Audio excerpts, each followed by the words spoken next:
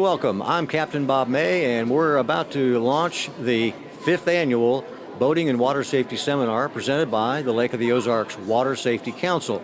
We're going to have a series of guest speakers that you'll see during this presentation talking about boating safety and education.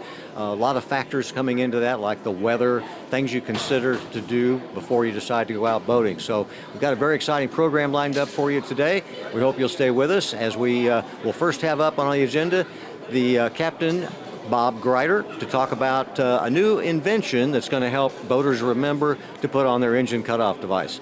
So that's coming up for you next. Good morning, everybody. Thanks for taking the time to come out with us today. We appreciate that. I did, as Bob mentioned, attend the International Boat Water Safety Summit, sponsored and attended by water safety professionals from around the world, coming together for a few days annually to promote water safety of all kinds for technology, education, and training.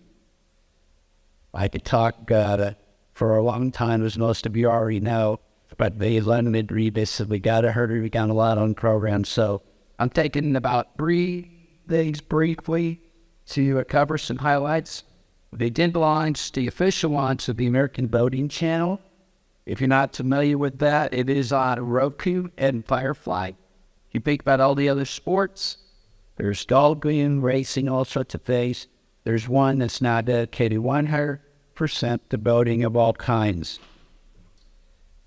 Next would be the National Safe Boating Council, highlighted on their on-the-water training program, which is now available here at Lake the Ozarks.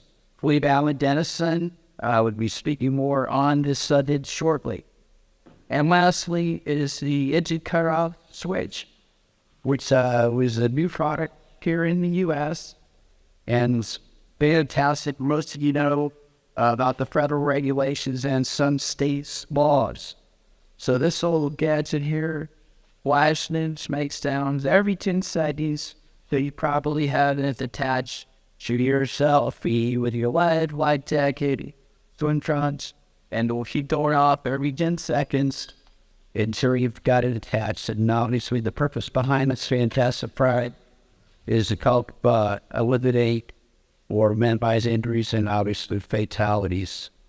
So the great folks over there at Safe Lakes brought this out. They're truly dedicated for the water safety products and programs. So if you had more information at the table back for the Captains Association. So any more information there, come back and see me. I'll be happy to share this with you and give you a little more information. And again, thanks for coming out today. Appreciate you. Good morning, folks. I'm Declan Grimcon. I'm not that factory that know who Doug is.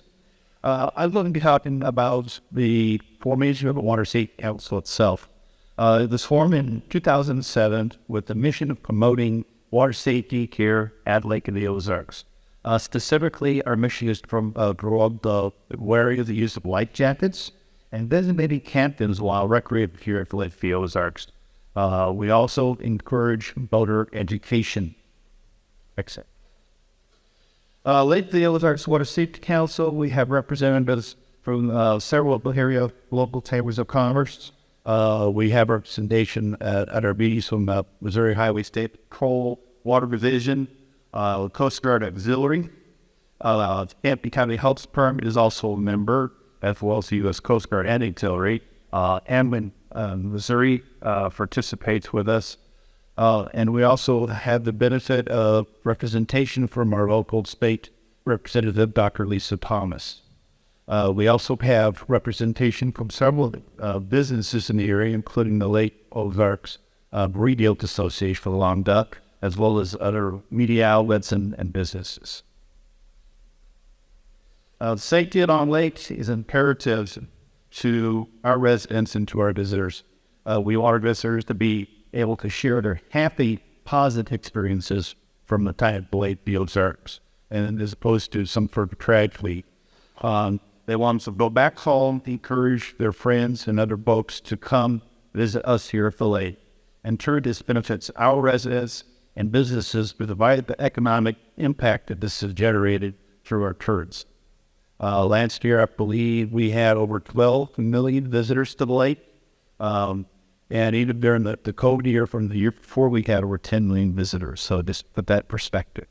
But so how do we do this? We do it through education and communication primarily. We have a working partnership with the Coast Guard, as I said, the Water Patrol, local businesses, various associations, and the public. Our Water Safety Council meetings are open to the public.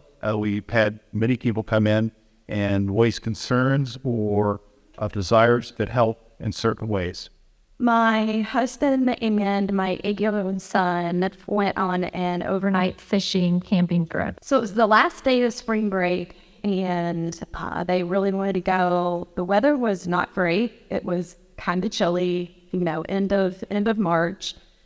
But they really wanted to go, so they drove to Lake Stockton and north of Springfield and camped overnight. The next morning, my husband had texted and said, it's really cold out here, but Nathan wants to go fishing, so we're going to go out for just a little bit.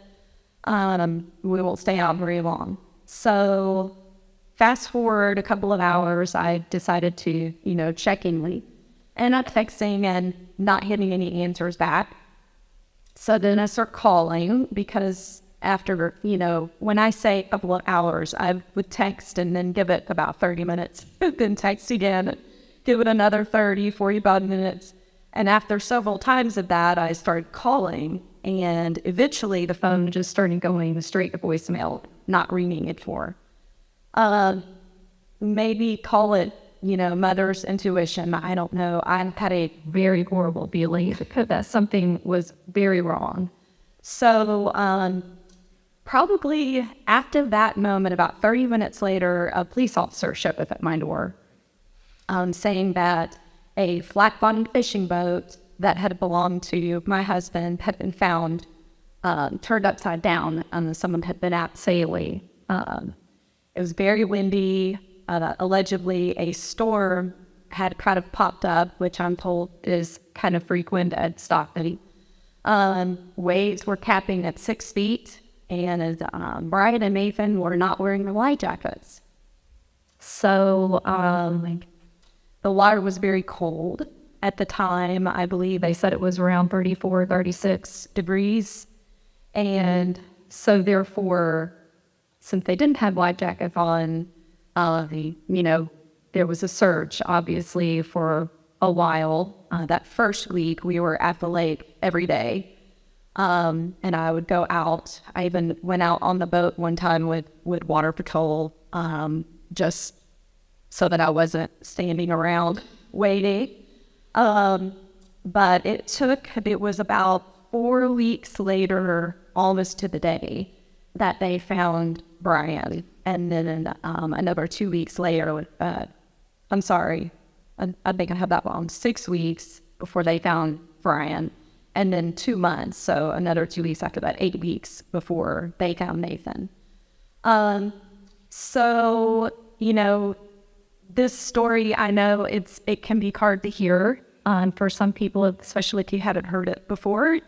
But I do feel like I want to take what has happened with me and my family and do tell the story, because I do feel like it makes a difference for people. Governor Rock Stevens sends his regrets. I got a text from him last night. He was totally planning on being here, making this presentation himself. He texted me last night, and he's a real stick in the mud.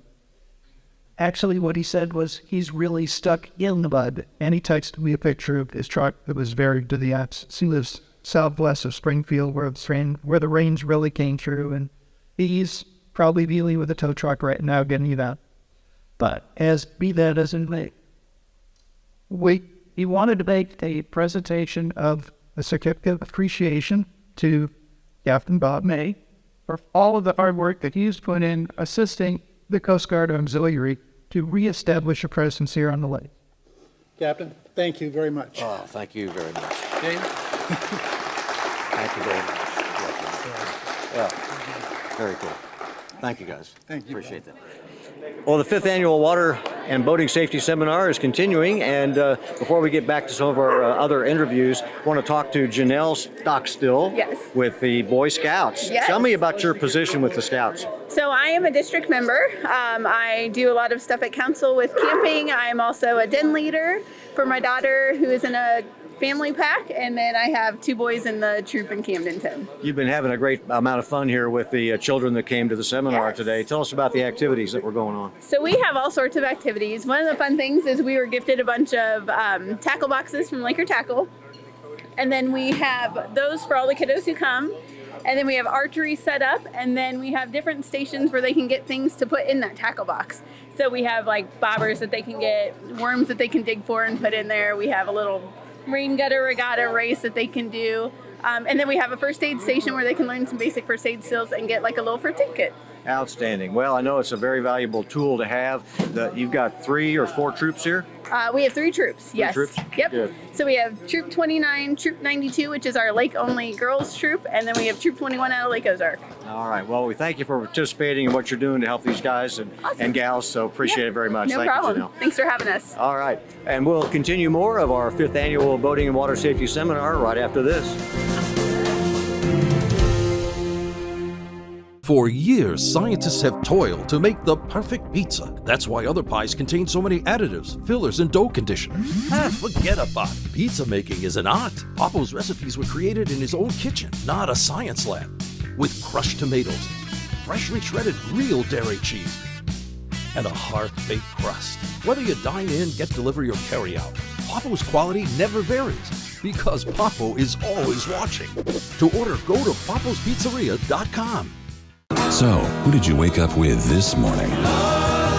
Yikes. Who are you going to fool around with at work today? And who will you take home tonight?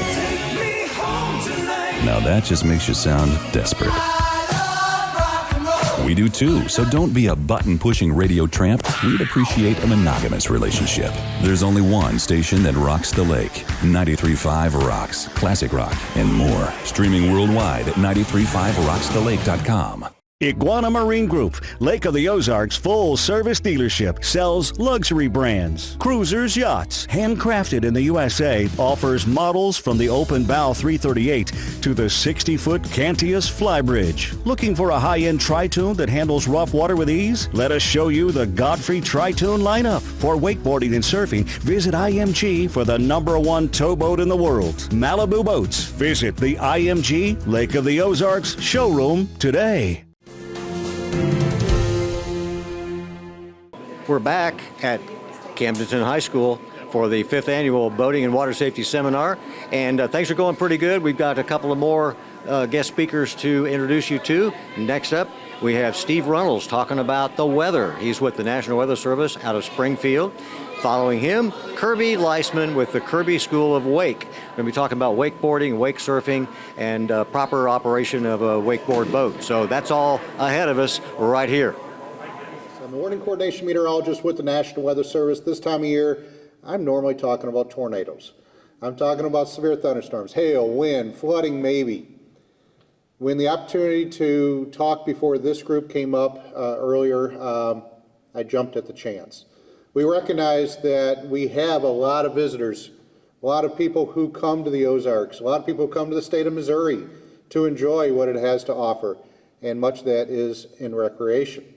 We also recognize that when people come for fun, often they choose not to pay that much attention to the weather. So I thank you very much for this opportunity, and I'm going to use the backdrop of the duck boat incident that occurred in 2018, again, as a backdrop. Now, I'm not here to talk about the actual decision making. What I'm here to talk about is situational awareness. I'm here to talk about the importance of not only formulating situational awareness, but also maintaining it. In other words, the decisions that you make before you go out in the lake might be dramatically different than the decisions that you need to make as the weather changes. And based upon my experience here in the state of Missouri, since 1993, the weather does change, particularly active come springtime and the summer. You'll notice on the slide before you here that there is evidence that thunderstorms had developed over north central Kansas long before they started moving into the Table Rock Lake area. So there's plenty of opportunities for us as we start to formulate our plans for the day to look upstream, see what's going on. But again, I want to encourage everybody to use the information I have today to improve your ability to understand what's likely to happen over the coming time and make the best decisions possible. Grateful to be here. It's an incredible opportunity to come speak to you all. I was thankful for Bob reaching out to me to give me this opportunity because obviously water sports is something I'm very passionate about. And it all started for me at a very young age. I believe I was 4 or 5. My parents took me out into the state park here on Lake of the Ozarks and taught me how to water ski. I get the same adrenaline rush that I got as a young kid out here on Lake of the Ozarks, learning flips, crashing hard, trying anything I could to get better. And that achievement that I would get when I would land a new trick when I was a young kid, I get to pass on to that next generation. And there's no better feeling. Like I said, it's the same rush that I got when I was a kid. But nowadays, I'm not only sharing that passion with young kids who want to wakeboard, I'm also sharing it with the little bit older generation who want to wake surf. So I don't know if y'all know the difference between wakeboarding and wake surfing, but wakeboarding is more like snowboarding, but on water. Your feet are strapped in. It's very extreme, high amplitude tricks are done, and there's a little bit of risk involved. It is an extreme sport. Wake surfing, on the other hand, it's a little more mellow, a little chill, bro, you know, it's a little surf style. And you're right behind the boat, and you're not attached to the board, and it's much like an ocean surfboard, just a little smaller. And our boats create an incredible wave that has this amazing push to have the sensation of surfing the ocean. So instead of going to the coast and paddling out into 4-foot waves and getting pummeled by salt water all day, you just go out on the boat with your friends and family, and you just get pulled around the lake, and it's a really joyous experience. And it's not limited to just the younger generation. I mean, I have students or clients who are retired, husbands and wives. I see them out on the lake all the time, and that's what they do. The husband surfs, the wife surfs, their kids come, their grandkids come. I mean, this is a sport that is accessible to everyone, and it is like the greatest honor that I am able to be able to share this and get people out there to be able to experience how much fun this is. Because in my probably biased opinion, is this is the most fun way you can spend time on the water. Because you're not just sitting, you're not going to bars, you're active, you're always striving for something new. Like there is no limit to what can be done on the water. And for me to be able to share that with our clients is just the greatest honor. But with any type of boating, there is an element of courtesy, right? Like I said earlier, the wakeboard boats, the wake surfing boats create an incredible wave. Well, an incredible wave can create some issues, right? So I always like to go back to the golden rule of boating, which is do unto others as you would have done unto you, right? That can go for any type of boating, the power boaters, the yachts, the jet skiers, you name it. There's that element to boating, right? So the first thing that I like to evaluate when I'm out on the water, first thing right off the bat, is that are my actions going to create any physical harm to anyone? Okay, check that box, we're good. Second thing, are my actions going to create any damage to other boats, docks, you name it? Third thing I check is are my actions going to be annoying? Am I going to be disturbing someone's peace? Because here's the thing. The problem that I have encountered is that we're all after the same thing, and that is that peaceful, tranquil time out on the water when it's just you and your family. But we all know, even as big as the Lake of the Ozarks is, there's a bit of a crowd because there's a huge draw to come here. There's so much you can do, but then it gets a little bit congested. So everyone is after the same thing. The fishermen want to be right up against shore where it's peaceful, calm, they catch that big bass. The yachts, they want to park in the middle of the cove and tie together and have friends with their buddies. And the wake surf boats, they want to find long, calm stretches of deep water where they can shred the gnar with their buddies all day long. And then there's also the property owners. They have these beautiful docks, and they don't want them to be damaged. I don't blame them. That's a big out-of-pocket expense. If somebody's being negligent with their wave, and it's very difficult to prove who did it. Was it the guy 2 weeks ago, or was the guy that just went by, right? This is a very tough thing to navigate, right? So, like I said, the golden rule of boating is do unto others as you would have done unto you. Well, look who we found in the crowd today. Dr. Lisa Thomas, our state representative here at Lake of the Ozarks area. You sat through some of the speakers and things to hear what's going on boating safety-wise, water safety-wise. You have some exciting news that is kind of working through the legislature. What's going on with that? Well, this year, just like last year, I have had 2 bills, and unfortunately they didn't make it across the finish line, so we'll be refiling those for next year, but they are things that I think will be very, very useful. As we all know, people are required to have their boater safety identification card, and there is a little bit of an administrative fee that goes with that. And as it stands right now, illogically, in my opinion, that money goes to the general revenue. But the bill I have is to change that, to put it in the Water Patrol Fund for use exclusively for statewide boater safety initiatives. Because wow, that's a no-brainer, isn't it? It's one of those, exactly, I wish I had a V8, boom, it's a logical thing, and so that's a no-brainer, exactly. And then there's a companion bill, because right now, the boater safety identification card is strictly for the lakes of Missouri. And again, last time I checked, rivers have water too. So other states have such legislation, and to be consistent with them and to be logical, it should be the waterways of Missouri. So we'd like to expand to have the boater safety identification card required for operating a vessel on the waters of Missouri. But again, same idea, the funds collected would go to that Water Patrol Fund to be used exclusively for statewide boater education. Outstanding. Well, very logical stuff. That's the way I like to do bills. Simple and clean.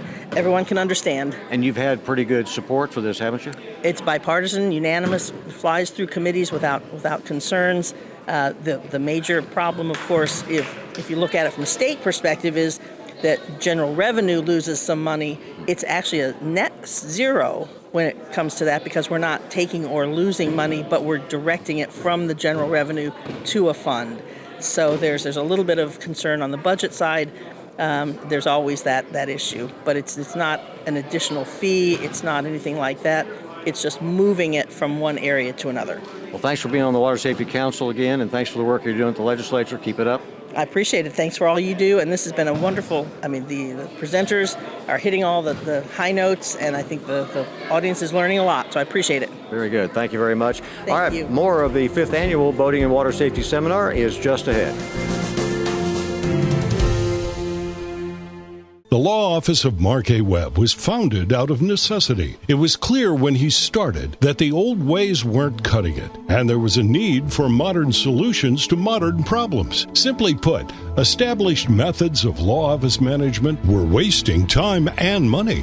So he set out to bring his approach to the 21st century. Every effort's been made to incorporate technology into practice, helping make your experience modern and comfortable. That's the office of Mark A. Webb. From the back of the No Way Coves to the roughest waters of Lake of the Ozarks, Rough Water Dock is simply the best from dam to dam and anywhere in between. With the 24/7 emergency service, fastest delivery on the lake, an unbeatable warranty, and catering to all your dock and lift needs, why settle for anything else? Rough Water Dock, the quality of the best from the lake for the best on the lake. Rough Water Dock, located off Old Highway 5 and 531 in Sunrise Beach, or online at welikeItrough.net.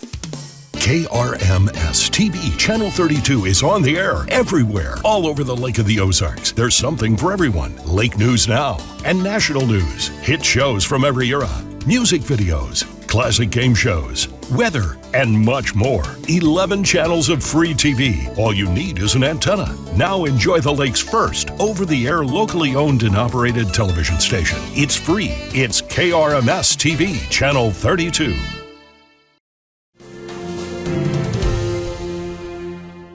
We're back at the Camdenton High School for this great event today, the Water Safety Council's 5th Annual Boating and Water Safety Seminar.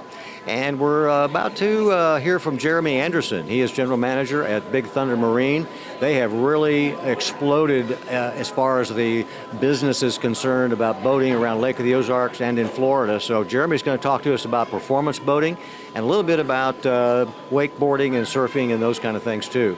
Following him, we've got the Deputy Chief of the Fire Department at Mid-County here at the lake, and Mark Amzinger is his name. He's going to be talking to us about their fire boats, which, by the way, there's one on display here that you probably have seen or will see during our broadcast. But he's going to talk a little bit about each boat and how they are able to help put out fires not only on boats, but also on property on land. So that's all coming up for you just ahead. All right, thanks everyone. I'm Jerry Hinge at Big Thunder Marine. So we're going to talk about power boats.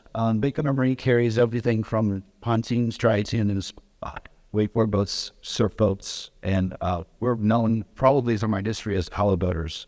When you see power boaters on the lake, you won't see ricky drivers. So everyone's in the boat. We all roll and throttle all the time. We all pay attention to what's going on around us.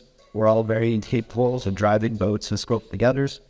Again, for everybody else. And when the run up the lake is you on most Friday mornings to see poker runs or a family fun dance that starts from a surf restaurant and go down to the lake.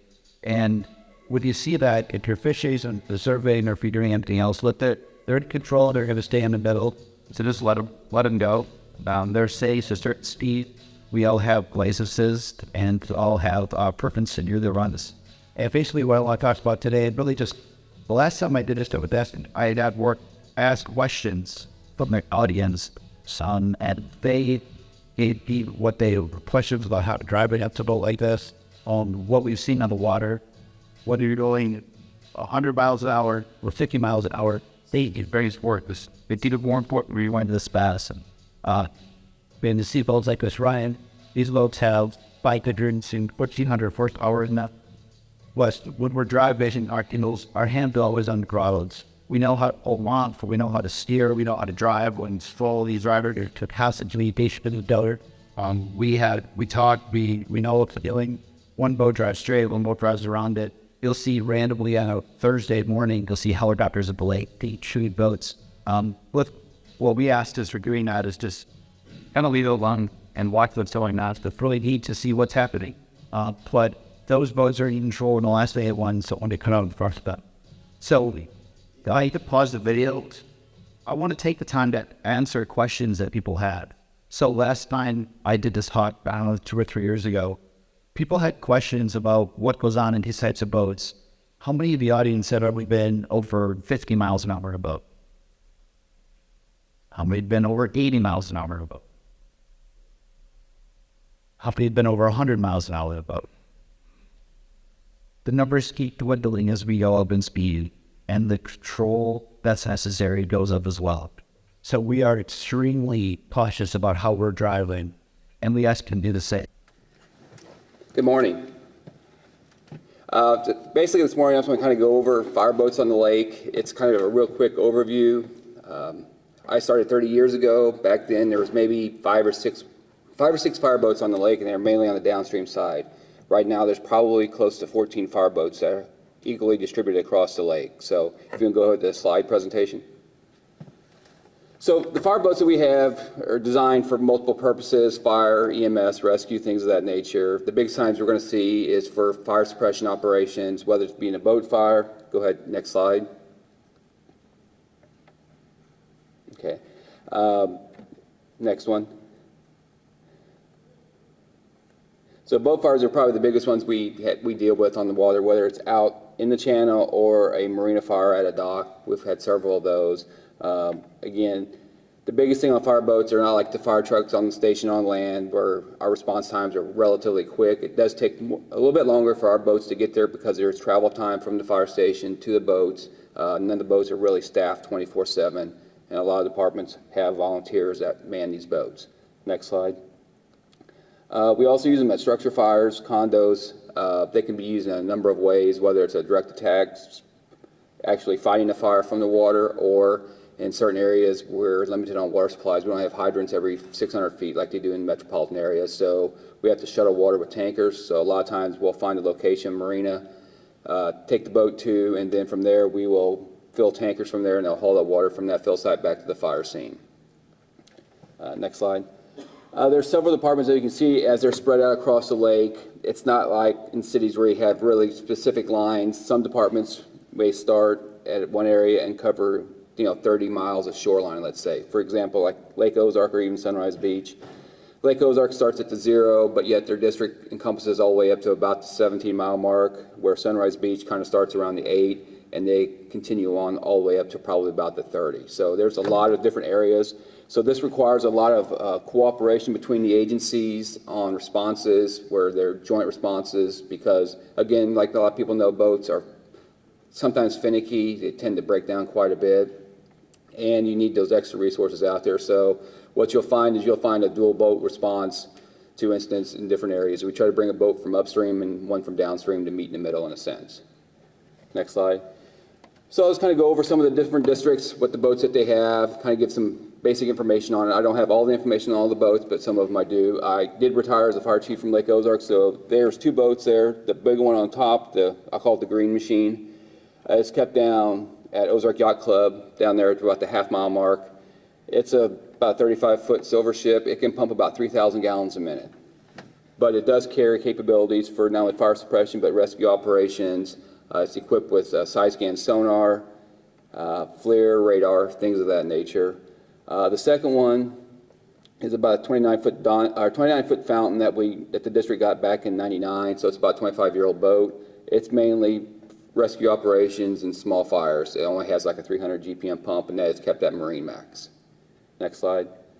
Rocky Mount, as we move upstream, theirs is about a 1,500 gallon per minute pump. It'll pump about 1,500 gallons per minute. It's kept in the area around Camp Sabra, basically at the mouth of the Gravois. Again, they're an all-volunteer department, so they have a little bit longer response time, but they do respond quite frequently, and they do have a good crew working it. Next slide. Osage Beach, as we move up, they have 2 fire boats. The top one is their newest boat. It's Marine 11. They keep it right there by Dog Days by the Glaze Bridge. It runs about a 1,500 GPM pump. Again, it carries fire suppression and electronics such as sonar, radar, things of that nature. The bottom boat is about a 32-foot Sea Ark, which they keep around Margaritaville, about the 26, 27-mile mark. Again, same fire suppression and electronics for search and rescue. Has about a 750 GPM pump on it, so both those boats can be used for structure fire responses and things of that nature. Next slide. Sunrise Beach, the boat on the left, Marine 12, is about a 28-foot whaler, which they keep up by the Highway 5, the Hurricane Deck Bridge, roughly about a 750 GPM pump with some electronics for search and rescue. The boat on the right, they just recently purchased a new boat. It's a Stanley Marine. It's about a 28-foot boat. It's more of a landing craft style boat. It has about a 1,000 GPM pump on it. It's currently not in service. They're hoping to have it in service in the next few weeks, and they're hoping to keep it downstream around the Villages, Portosima area, in that area. Next slide. Mid-County, we have 2 boats. The boat on the left is a larger boat. It's a 37-foot silver ship with electronic side scan sonar, radar, FLIR. We keep it at around the Highway 5 Niagara Bridge, and it has about a 2,000 GPM pump on it. The other boat is a Boston Whaler, about 27 foot, with a 750 pump with the same electronics, side scan sonar, radar. We keep it at the Highway 54 Niagara Bridge to cover some of the little Niagara in that. Next slide. Gravois, they have 2 boats. The boat on the left, they just recently took possession of. It's about a 28-foot Lake Assault, has roughly pump capacity of about 1,000 gallons a minute, with the same electronics, side scan sonar, some radar. They're looking at keeping it in the area around Millstone, I guess it's about the 8-mile mark. And then their other one's a smaller 25-foot, I'm not sure the manufacturer, has about a 500 GPM pump, and that one's kept up of about the 38-mile mark of the main channel. Next slide. Northwest Fire, they have an older boat. It used to be Osage Beach's fire boat. They keep it about the 45-mile mark of the main channel. Has about a 1,000 GPM pump on it. It's good for fire suppression operations. Next slide. Kaufman Bend, which is located out by Climax Springs, they just recently took possession of this boat. It has about a 750 pump on it, some electronics on it. It's kept at about the 52-mile mark. Along with the bigger boats that you see on the water, several departments have smaller specialty boats, Lake Ozark, Mid-County. Those boats are used in conjunction on some of the smaller waterways. Like, again, we always think of the Lake of the Ozarks, but there are also the Osage River that we have to think about, plus some of the Niagara. And with specialty teams like with Mid-County, the John boats are very beneficial assisting with the dive team operations, and or there are certain times when we're doing search and rescue operations, it's easier to maneuver a 20-foot John boat rather than a 37-foot, 15,000-pound fireboat. As we continue our coverage here of the 5th Annual Boating and Water Safety Seminar, let's talk to Officer Greer from the Water Patrol. So this is one of your new boats. Tell us about it. We have 2 of these on the Lake of the Ozarks, and these are 28-foot metal sharks. So in comparison to our other boats that are out there, this is an aluminum hold boat, has the big built-in bumper, which is nice with all the traffic and pulling up the docks and everything. It also has a little bit more of a structured cab, so the solid top, the windshield with the wiper, which is nice when it rains, right. And really good seats, which is nice for the rough days out there. But we have 2 of these. We have about 3 to 5 more coming, depending on when they get in. So you'll be seeing these quite a bit out on the water. What about electronics? It's got all our standard equipment. You can't quite see it, but there is a place we can put our computers. We use Bluetooth printers to print up anything we need to in the vessel. And then on the top, we do have our radios up top, so they're easier to get to. So very well equipped, very nice boats. They get around pretty good. See them out there on the lake. Appreciate it very much. Thank you all for coming today and presenting all the information about what the Water Patrol does and how to team up with the community here at the lake. No problem. Good to be here. All right. Thank you very much. We'll continue our coverage here of the 5th Annual Boating and Water Safety Seminar. For years, scientists have toiled to make the perfect pizza. That's why other pies contain so many additives, fillers, and dough conditioners. Forget about it. Pizza making is an art. Papo's recipes were created in his own kitchen, not a science lab. With crushed tomatoes, freshly shredded real dairy cheese, and a hearth-baked crust. Whether you dine in, get delivery, or carry out, Papo's quality never varies because Papo is always watching. To order, go to papospizzeria.com. Most people consider the Lake of the Ozarks a premier vacation spot, but for those of us who live here know it's just a bunch of little towns with a big pond. When you listen to News Talk 1150 and 97.5 KRMS, you get more than headlines. You actually participate in conversation and debate about that city ordinance that makes you nuts, or the kid down the block that does great deeds. Plus, to work and on the way home, get the latest news, weather, and sports. It's entertainment. News Talk 1150 and 97.5 KRMS. Iguana Marine Group, Lake of the Ozarks full-service dealership, sells luxury brands, cruisers, yachts, handcrafted in the USA, offers models from the open bow 338 to the 60-foot Cantius Flybridge. Looking for a high-end Tri-Toon that handles rough water with ease? Let us show you the Godfrey Tri-Toon lineup. For wakeboarding and surfing, visit IMG for the #1 towboat in the world, Malibu Boats. Visit the IMG Lake of the Ozarks showroom today. Things are progressing pretty well here, and people are enjoying these conversations that are being done with our guest speakers today. We've got a couple of more to talk to you about, actually 3 more. First of all, we've got the captain of the Missouri Water Patrol Division here with us. His name is Mike Petlansky. He's going to be up to speak about the Water Patrol and how they interact with boaters here at the lake. Following him, we're going to be talking to the new captain of the port with the U.S. Coast Guard down at St. Louis. His name is Captain Andrew Bender. Then our keynote speaker today is Alan Dennison. He is coordinator of education with the Boat US Foundation, and he's going to talk about boating education and training of boaters, that some new things are available, new programs available. So we're going to hear all about that from Alan Dennison as we continue our coverage here of the 2023 Boating and Water Safety Seminar. I'm responsible for oversight of all marine ops around the state for the Highway Patrol.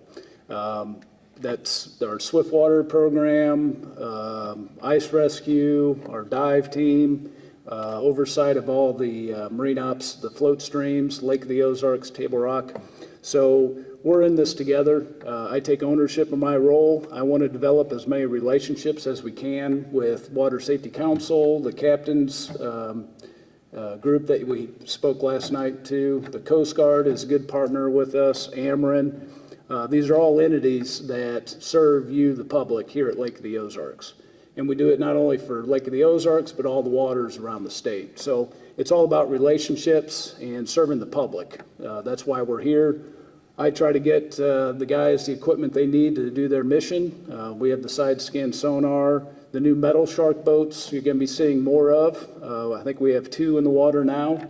I anticipate getting more boats as more funding becomes available, and hopefully get those online soon. So I'm excited. Our Marine officers do a great job serving you. We're here for you. I think Kirby nailed it when he talked about being courteous. We want visitors to Missouri. We want people to come to Lake of the Ozarks for families. Those memories are golden. We want to support that. That's why these guys work 12-hour shifts on the summer weekends when most people are on vacation. They're out on the water, doing their job, being vigilant, and trying to keep our water safe. So we ask you to wear your life jacket, wear your kill switches, be a courteous boater.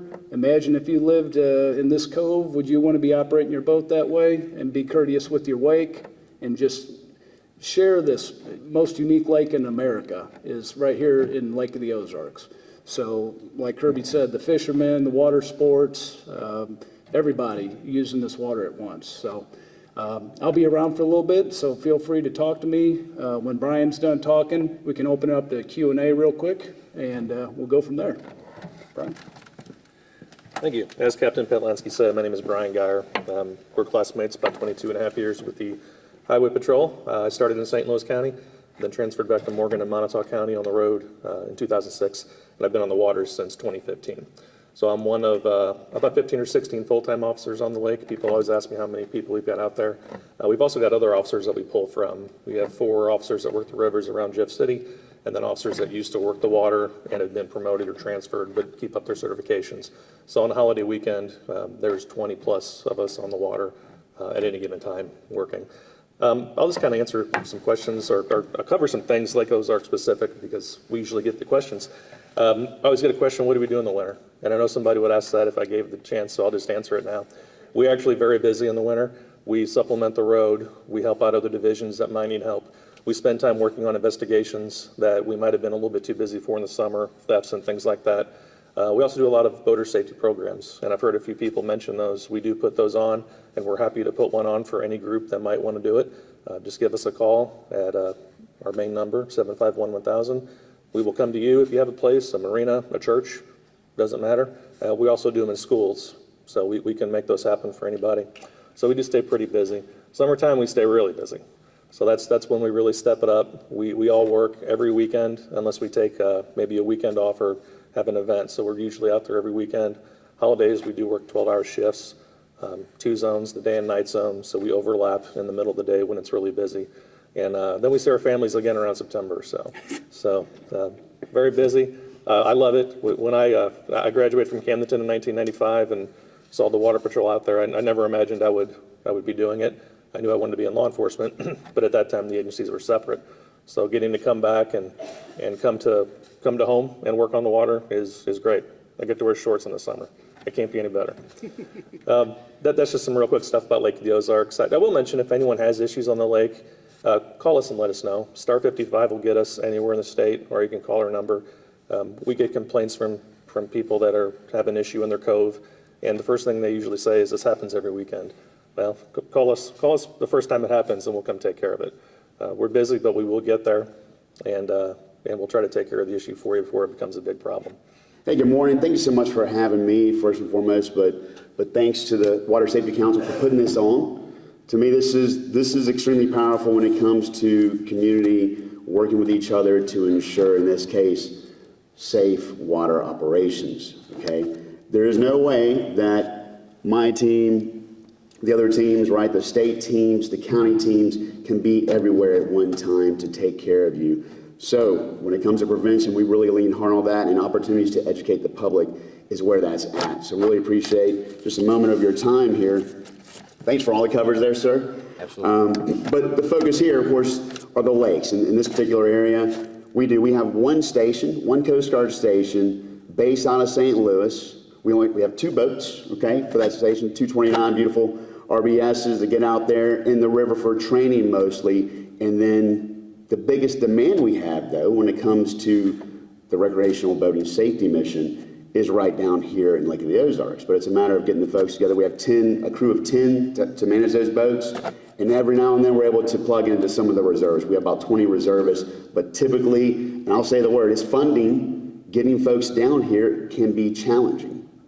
Okay, well, we want to get down here as much as possible, especially when, we're talking about in-season time. We've got a boat of 29 out front. Hopefully, you get an opportunity to check that out. Like everyone, hey, we can use some recruits.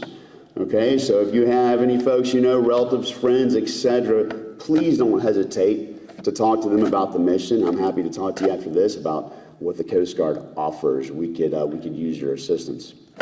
But now, specifically when it comes to what is the Coast Guard doing down here? Okay, so back to the manning piece, we're basically down here to help the state, to help the county, and really to help each other, primarily for the RBS, Recreational Boating Safety Mission.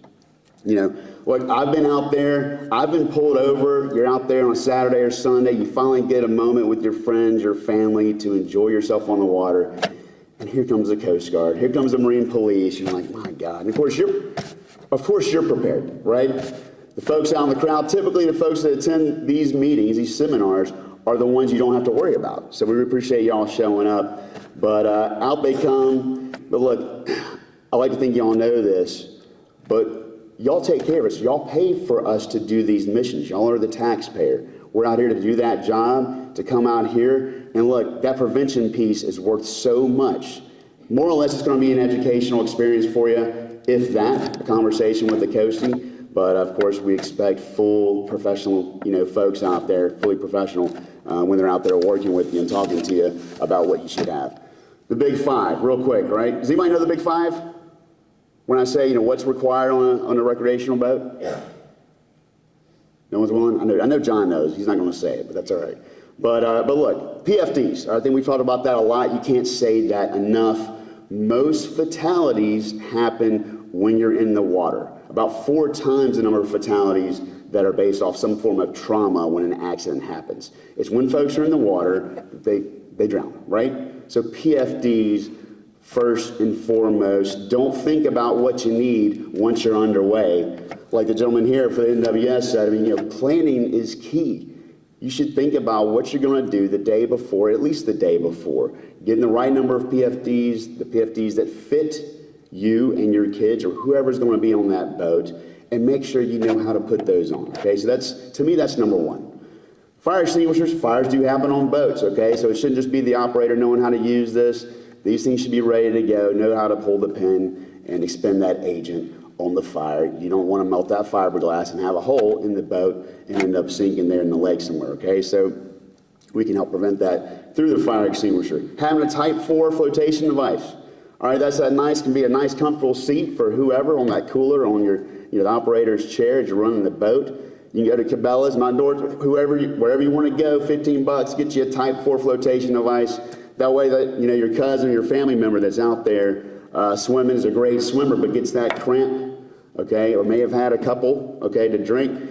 They start struggling out in the water, toss them a Type 4. That can be the difference in that person coming home that evening. So this, the Boat US Foundation, if you're not familiar, we're a completely separate entity to Boat US. We're a standalone 501c3 nonprofit, and we're primarily funded by Boat US members and donations from boaters just like you.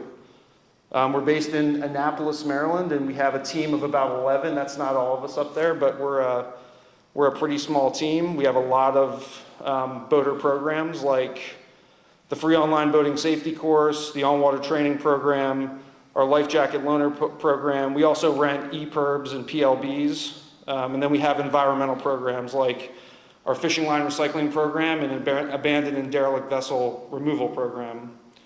And through our educational offerings, we're educating about 250,000 people a year. So this is our mission statement. We're primarily focused on boating safety initiatives and clean environmental issues. And we really go to work every day trying to reduce accidents and fatalities and increase stewardship of the waterways and keep boating the safe and enjoyable pastime that it's been for our country.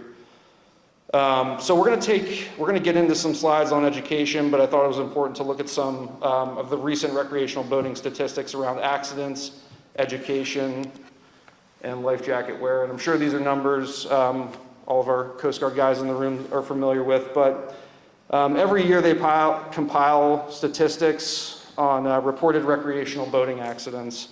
And these are derived from actual owner-operator reports of vessels that are involved in accidents. If you haven't had a chance to take a look at this report, it's really interesting. It's about almost 100 pages long, so it's a long one. But I'm going to show you just kind of a quick snapshot of what's in there.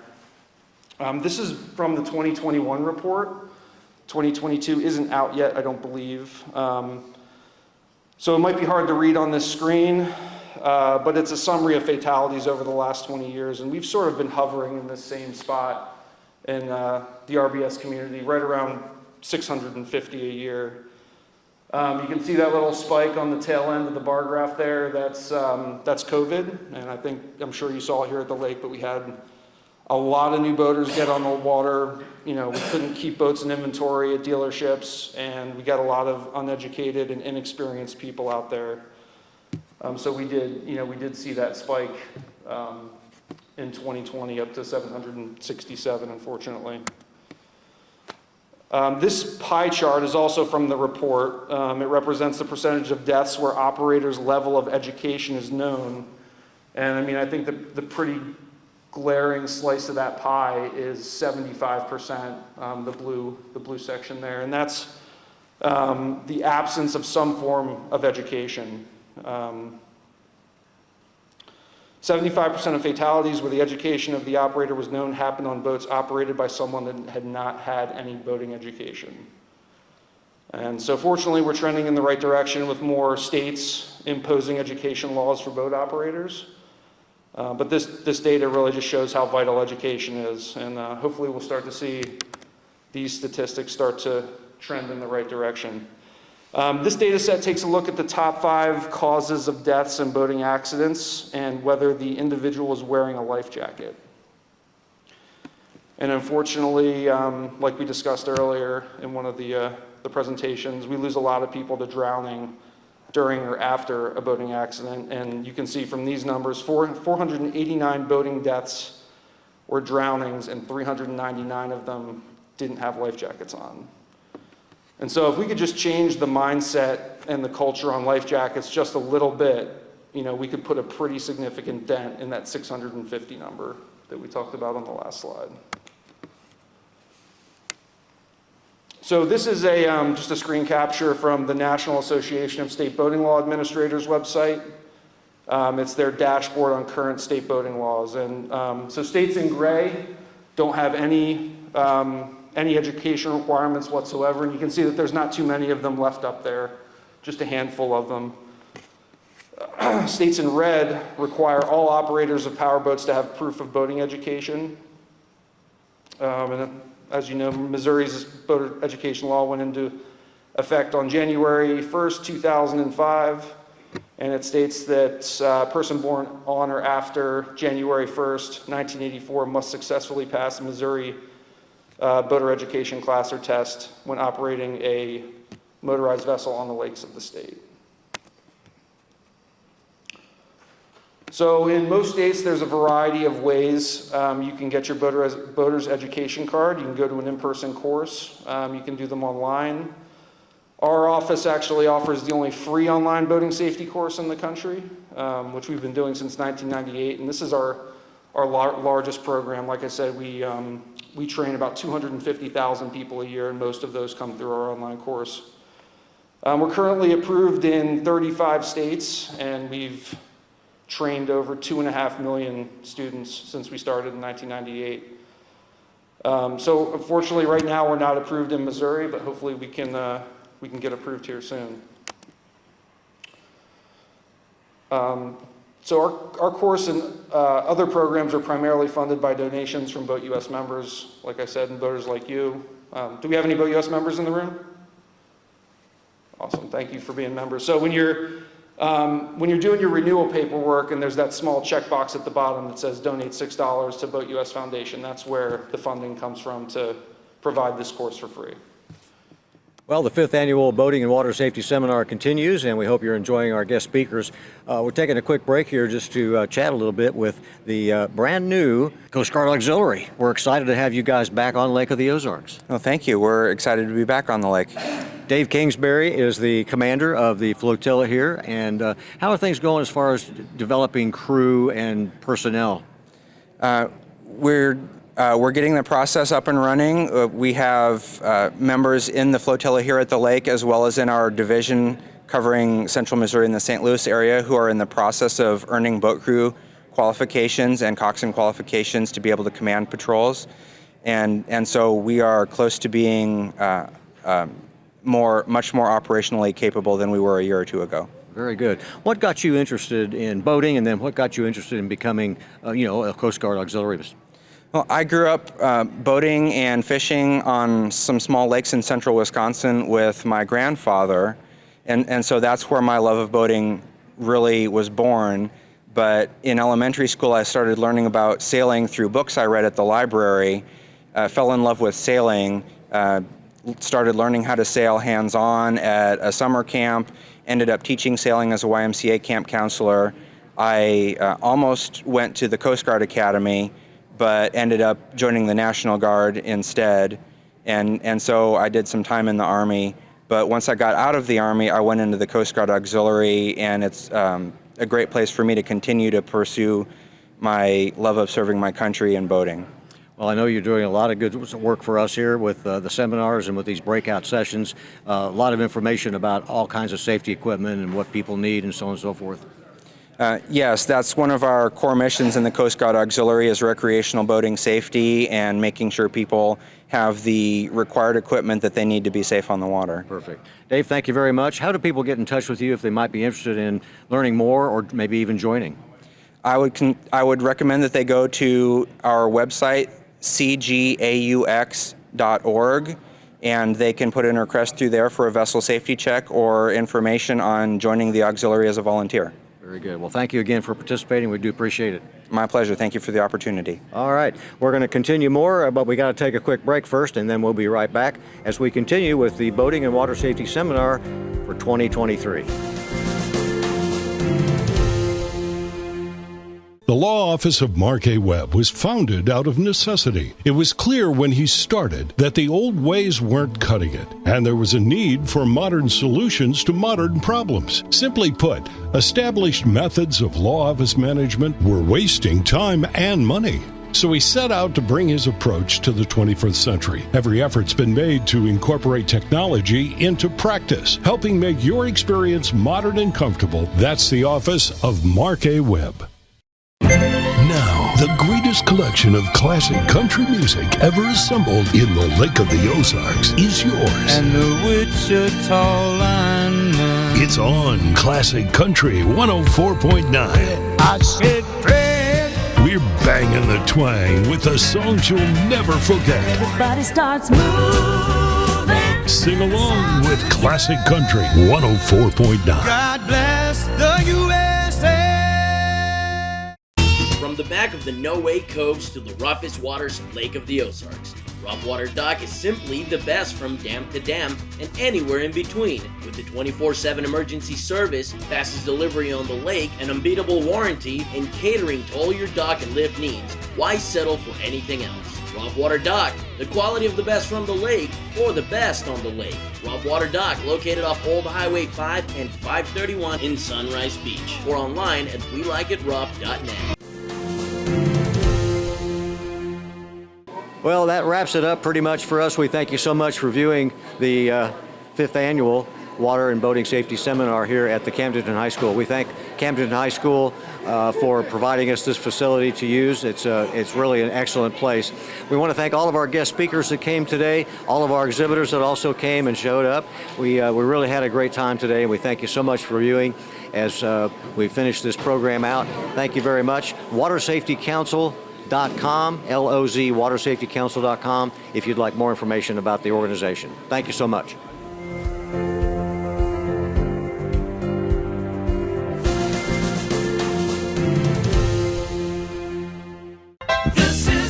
It's a new kind of radio, built just for the good life at the Lake of the Ozarks. 98.7 The Cove.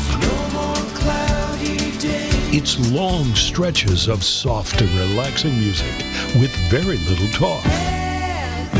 On the yacht, your dock, or anywhere at the lake, it's 98.7 The Cove.